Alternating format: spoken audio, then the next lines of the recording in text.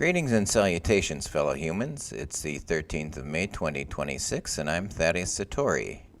If you listened to my last podcast, thank you. That was Chapter 1, How We Got Here, or The Rise of Ego. In this, Chapter 2, which I call Practical Preparations 1, I address the two most important things we need to survive, namely water and food. Since there are so many videos out there on how to prepare for natural disasters and other calamities, I will leave it largely to them to provide details. Being a lifelong student of history, I'm not exactly filled with optimism that we humans will rise to the challenges we face, but I do have hope. The Tao Te Ching states roughly that hope is as hollow as fear, because both are concerned with the self. And in an ultimate sense, I get it. But since both emotions saved our ancestors' lives, leading to our being here, I can certainly see some value in each.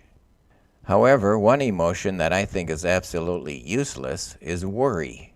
Worry takes us away from the here and now and causes us to stress over innumerable possible futures, which, of course, no one can see. For both better and worse, things will play out the way they play out, and the best that we can do is to be prepared. Here I would like to remind you again of my version of the Serenity Prayer, which helps me to stop fighting the river. It goes like this: I will strive to maintain the serenity to accept the things I cannot change, the courage to change the things I can, and the wisdom to know the difference. A couple of years ago, I was living in Bangkok, a city of 10 or 11 million people.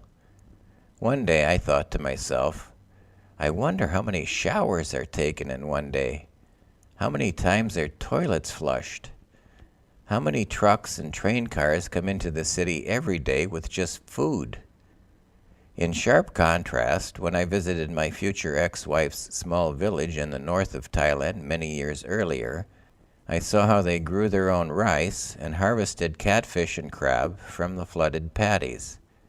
One night for dinner, someone went over to a tree and pulled down a vine for the evening's vegetable, and I thought to myself, damn, these people will be just fine in the event of a collapse. Currently, I'm living in a city of around 52,000 in Paraguay, and I plan to move to a smaller place. Having looked at previous collapses throughout human history, and having had first-hand experience in both extremes, I definitely want to live closer to the earth. COVID was very good to me. I was fortunate enough to still be legally married, so one of our daughters and I returned to Thailand to lay low. Before my daughter's eventual return to the U.S., she and I had traveled to several beautiful tourist hotspots. There were few people, prices were low, and I met a wonderful woman. It was fantastic. Before the world fully reopened, my new girlfriend and I were lucky enough to stay a year and a half at a remote cabin on a pond in the north of Thailand. Life was simple, we had everything we needed, and our days were filled with physical labor. It was perhaps the happiest time in my life since my carefree childhood. If you want, you can check out some videos I made on the Satori Journeys channel on YouTube. The cottage had all the modern amenities, electricity, internet, and cooking gas, and it also had a water filtration system that my British friend and owner had built on the hill. Unfortunately, when we moved in, the large pump that pushed water up to the tanks was broken.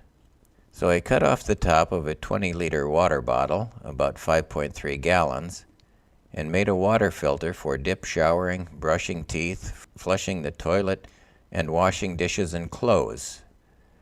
I took a bucket down the steps to the pond and collected iron-rich water to pour through the filter. Eventually, we replaced the pump and were able to use the gravity-fed system to the house. Both my improvised 20-liter system and the tank system on the hill had the same basic design: a bottom layer of stones or gravel, a layer of charcoal, and a top layer of sand. These are the three main components, though there are many variations on the internet. On a cautionary note, while charcoal is amazing at filtering out many pollutants, it may not catch some bacteria and viruses. For drinking, you will need to either boil the water, put it into clear containers and leave them in the sun, or treat it chemically to kill these parasites. In case of emergency, when I went trekking in Nepal in my younger years, I carried a small bottle of iodine to purify water for drinking along the way. Unfortunately, this is only a short-term fix for healthy, non-pregnant adults. Anyway, you can make these DIY water filters in almost any size.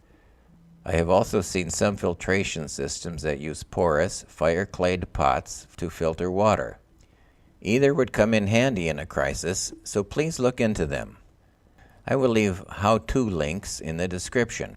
As for the other absolute necessity, food, I suggest you do some research on how to grow your own food on the rooftop of your building, in community and neighborhood gardens, or as a family or individual in a more rural setting. Be sure to stock up on canned foods and dried goods like beans and rice, things that'll keep for a while. One other thing that I was not able to get to while staying at the cabin was an electricity-free water pump made out of a large barrel.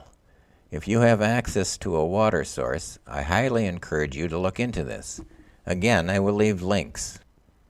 In the next chapter, I will share a few other essentials to have on hand in the event of some sort of catastrophe. Please remind yourself not to worry, and keep in mind that it is better to have something and not need it than it is to need something and not have it. That's all I've got for now. Thanks for listening. Cheers.